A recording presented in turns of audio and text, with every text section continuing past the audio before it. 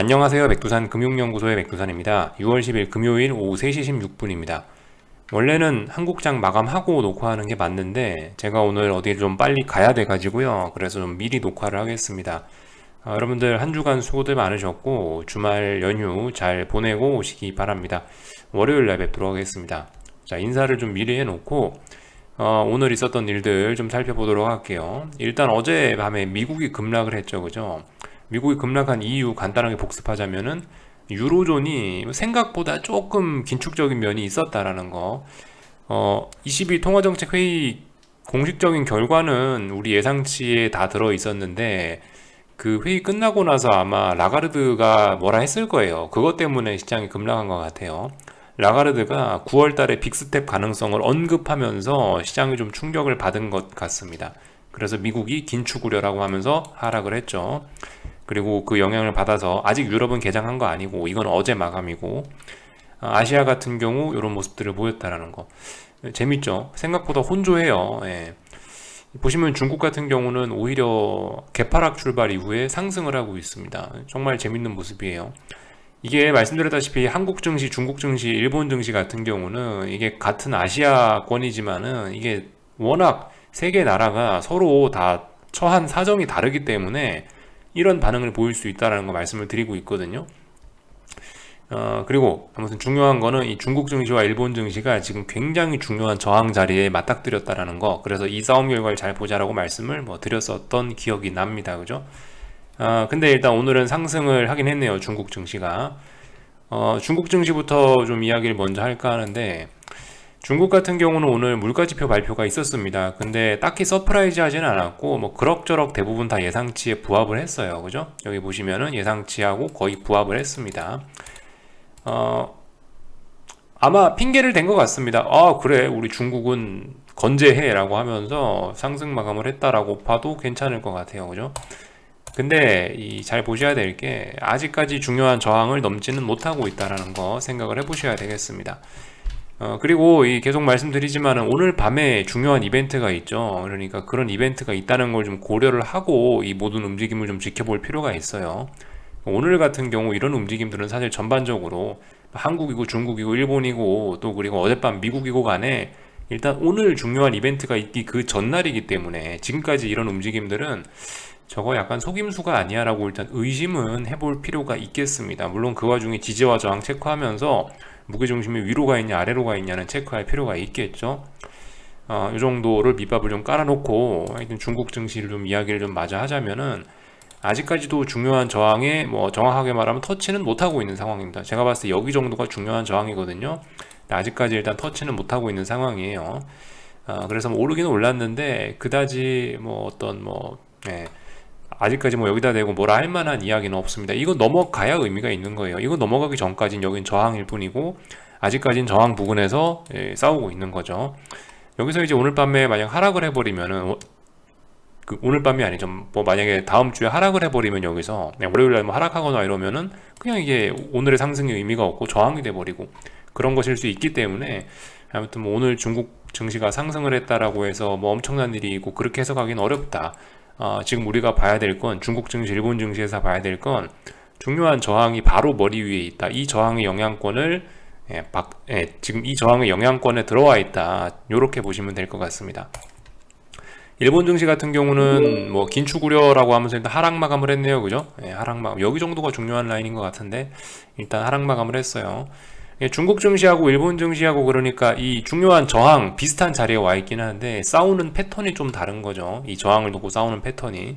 일본 증시 같은 경우는 전반적으로 좀 변동성이 큰 증시라 보시면 전반적으로 좀 갭상승, 갭상승, 갭하락 이러면서 텀벙 움직이는 경향이 좀 있는 것 같은데 이게 이제 이 저항을 테스트하는 과정에서도 그런 특성이 좀 드러나는 것 같아요. 여기서도 보시면 텀벙 하고 있죠. 갭상승, 갭하락 하면서 텀벙 약간 좀 변동성이 좀 큰 상황에서 어떤 이 부근의 싸움을 진행하고 있는 것 같다라는 거. 이 모양은 다를 수 있지만 결과적으로 중국 증시고 일본 증시고 간에 중요한 저항을 둘러싼 싸움을 계속 지속하고 있다. 두 나라 증시 모두 다 어딘가를 넘어가지 못했다라는 거 우리가 보실 필요가 있겠습니다. 그래서 하여튼 오늘 밤에 CPI가 발표가 될 텐데 미국 그 물가 지표죠. 근데 그걸 가지고 이제 어떻게 이걸 어떻게 잘못 요리를 하겠죠, 그죠? 예. 근데 아무튼 이 계속 말씀드리지만은 어제도 말씀드린 건데 오늘 밤에 CPI를 지금 시장이 무려 일주일 동안 기다린 거 아니에요. 오늘 밤만을 기다린 거 아닙니까? 시장이 엄밀히 따지면요. 그러니까 오늘 밤에 대한 기대가 클 수 있는데 뭐 너무 안 그러셔도 된다라는 거예요. 뭐 말씀드렸다시피 FOMC 회의도 있고 오늘 CPI 발표 나오고 세상이 끝나는 게 아니라고요. 다음 주에 FOMC 회의가 있고 그리고 미국 선물옵션 동시만기까지 있어서 시장을 움직일 만한 재료가 상당히 많아지니까 그냥 이제 이런 이벤트들이 발표가 되면서 그냥 시장의 변동성만 높아지고 알맹이는 없어질 수도 있어요. 그러니까 어쨌든 중요한 거는 뭐 변동성이 커지고 어쩌고 저쩌고 간에 이 일본 증시가 만약 더 상승하고 싶으면 여길 넘어가야 될 거고 이거 못 넘어가면 결국 끝 아니냐. 근데 이 부근에서 각종 지표들만 발표됐다고 막 난리만 들었다 놨다 하는데 이런 과정에서 그죠? 이런 과정에서 변동성 커졌다라고 해서 우리가 투자자가 이 괜히 심리적으로 같이 흥분해갖고 막 쫄거나 흥분하고 그럴 필요가 없을 거라는 거죠.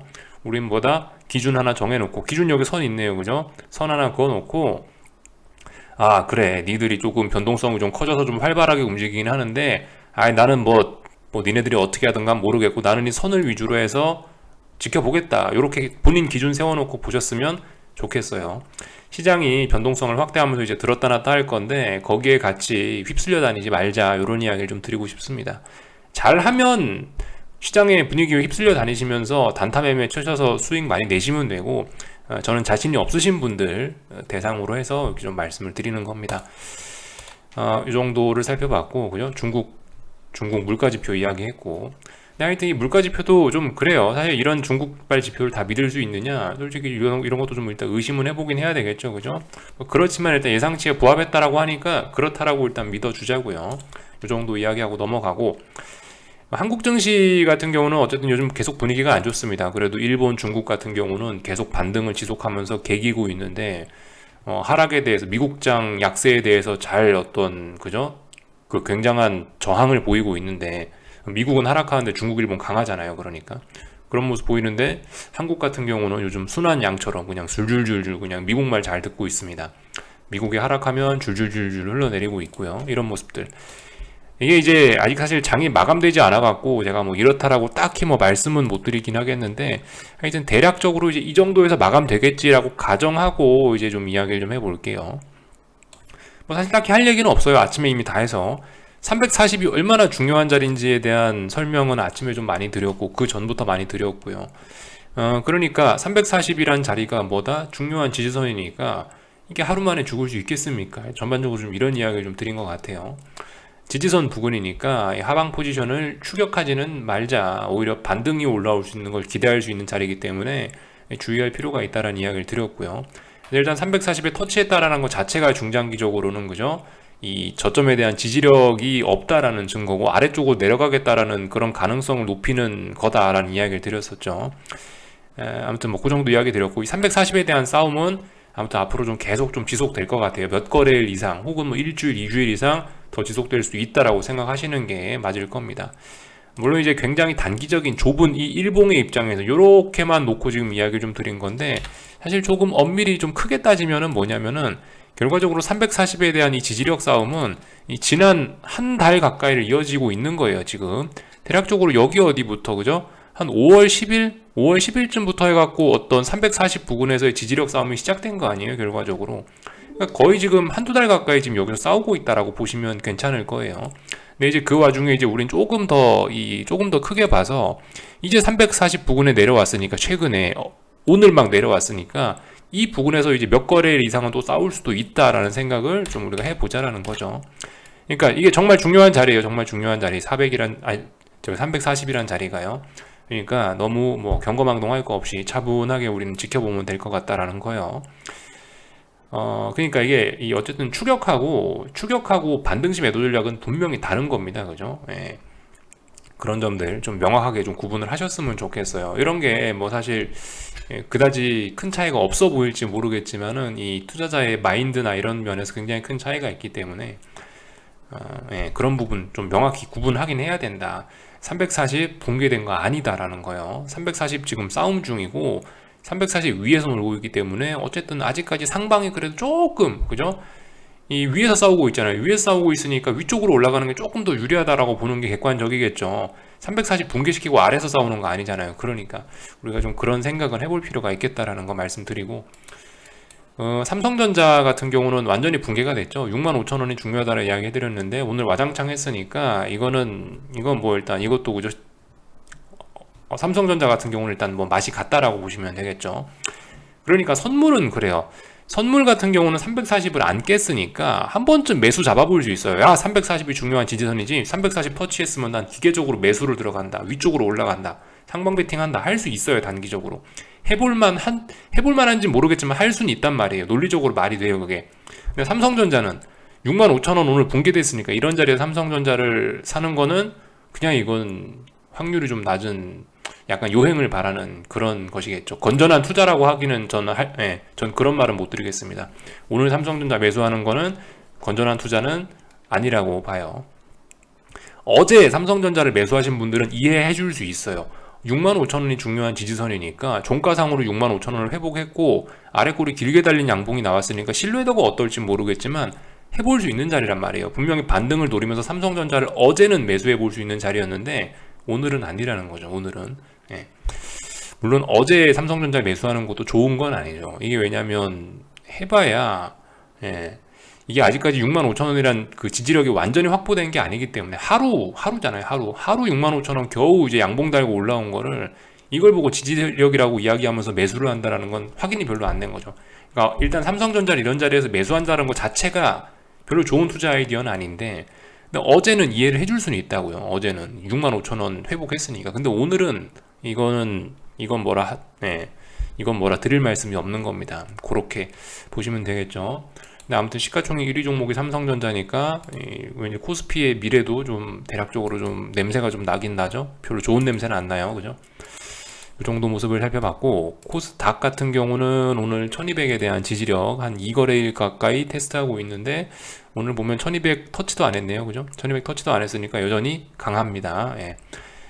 이 부근의 싸움 굉장히 좀 길게 늘어질 수 있다. 340 싸움, 1200 싸움 늘어질 수 있다. 이 정도 이야기 드리고 싶습니다. 확실히 그죠? 중국, 일본과 다르게 한국 증시는 긴축이라고 하니까 발발발발 떨고 있습니다.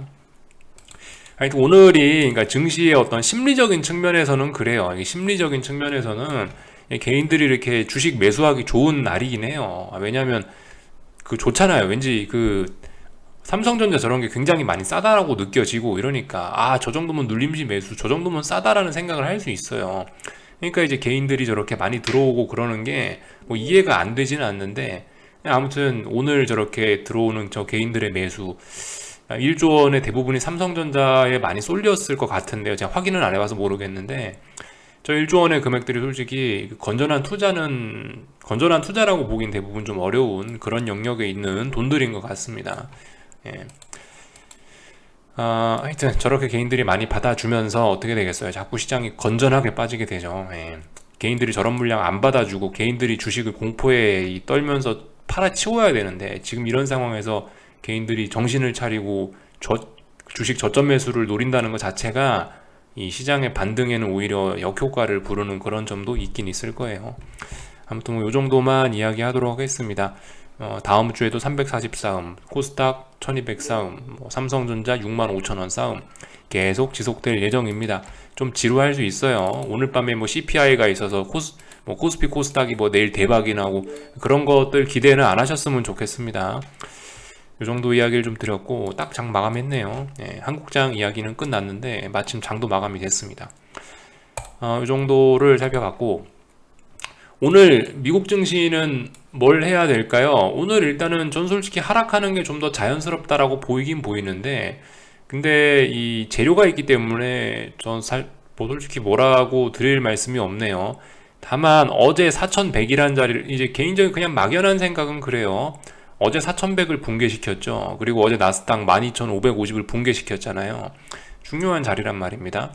진짜 붕괴됐는지 다시 한번 확인할 수도 있다라는 가능성 열어놓으셨으면 좋겠어요.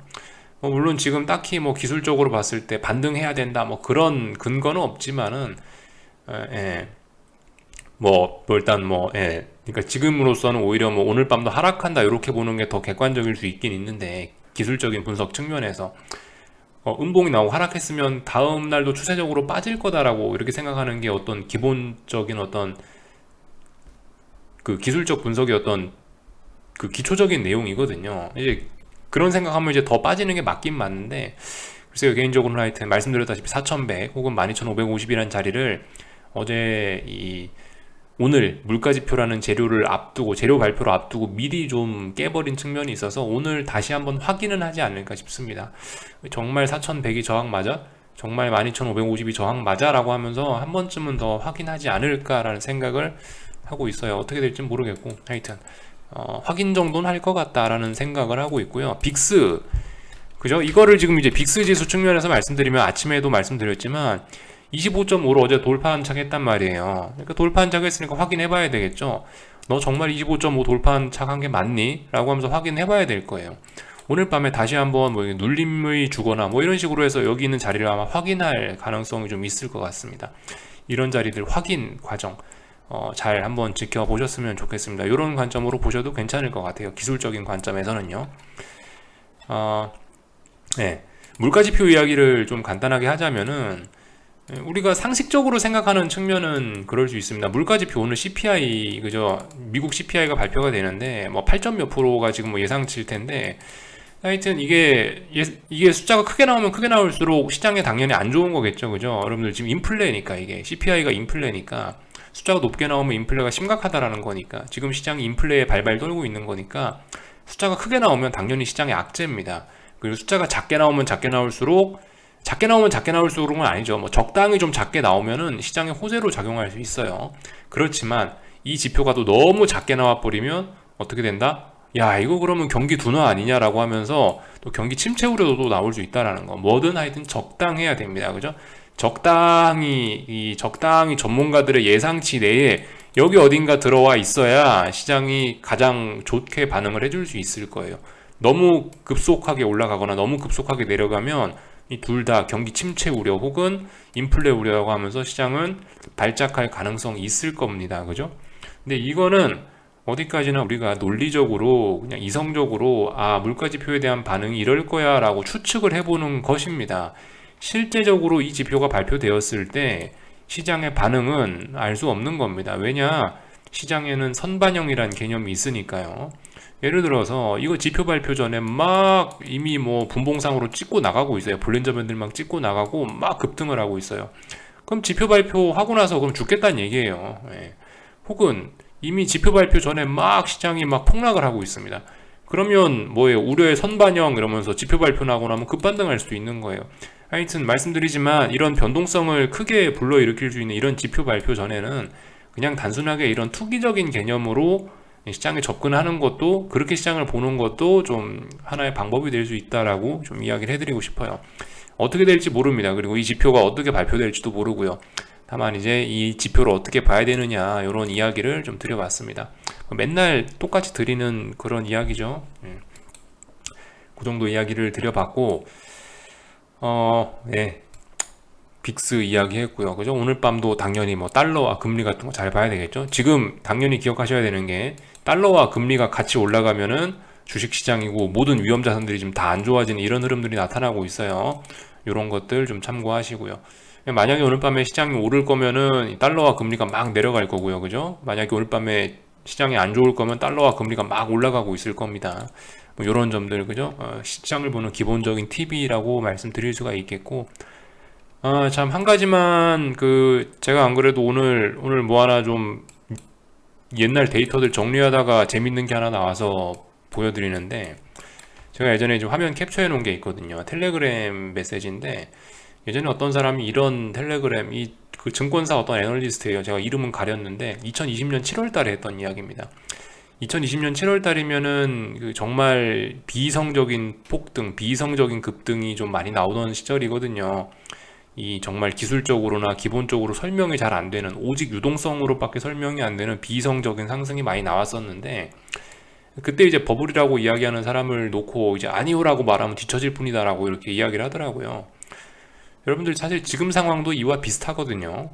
지금 시장이 좀 비교적 좀 오래 빠지고 있고 그죠? 조금 좀 이해 안 되게 좀 변동성이 커져 있고 좀 그런 면이 분명히 있어요. 근데 이것도 똑같은 거예요. 지금 하락하고 있는데 아니오라고 말하면 이제 본인만 뒤처질 뿐인 거죠. 하락 추세 진행 중인데 아니오라고 얘기해봐요. 그럼 뭐 본인이 아니라고 그럼 주식이 오르나, 그죠? 이런 생각 해봐야 될 수 있을 거고요. 여기 또 써있죠. 이해하지 말라고 일단 그 이해하려 하지 말고 일단 예라고 답하자라고 나와 있죠. 지금 하락도 그래요. 뭐 이래저래 시장 분위기가 안 좋고 뭐 기술적으로 이만큼 빠졌고 뭐 빅스가 얼마나 더 빠질 수가 있냐, 이해가 안 된다. 근데도 이해하려 하지 말고 그냥 예라고 답하라. 이렇게 써 있죠. 정말 와닿는 내용이긴 합니다. 그래서 오래간만에 이걸 보여드렸는데 참 재밌는 게 이 글을 쓰셨던 이 전문가 분인가 이 애널리스트 분인가가 있는데 지금은 이런 생각을 안 하고 계시던 것 같더라고요. 지금은 외국인이 다시 돌아올 거야. 환율이 다시 금방 뭐 턴어라운드 하고 그럴 거야라고 그런 식으로 좀 이야기를 하시는 것 같더라고요. 아니, 재밌습니다. 이런 것들이 우리한테 아무튼 와닿는 게 굉장히 크거든요. 굉장히 중요한 것 같아요. 있는 그대로 받아들이자 뭐 이런 뉘앙스의 이야기인데 하여튼 우리한테 좀 그 던지는 의미가 큰 것 같아서 한번 보여드렸습니다. 2020년 7월 달에 이런 이야기를 했었는데 어째 세상이 금방 뒤집혀 가지고 지금은 이제 거꾸로 제가 이제 이걸 보여드리면서 이런 이야기들 하고 있네요. 하여튼 재밌는 세상입니다. 그죠? 여기까지 할게요. 한 주간 수고들 많으셨고 궁금한 거 리플 남겨주시고요. 월요일 날 뵙도록 하겠습니다. 여기서 마치겠습니다.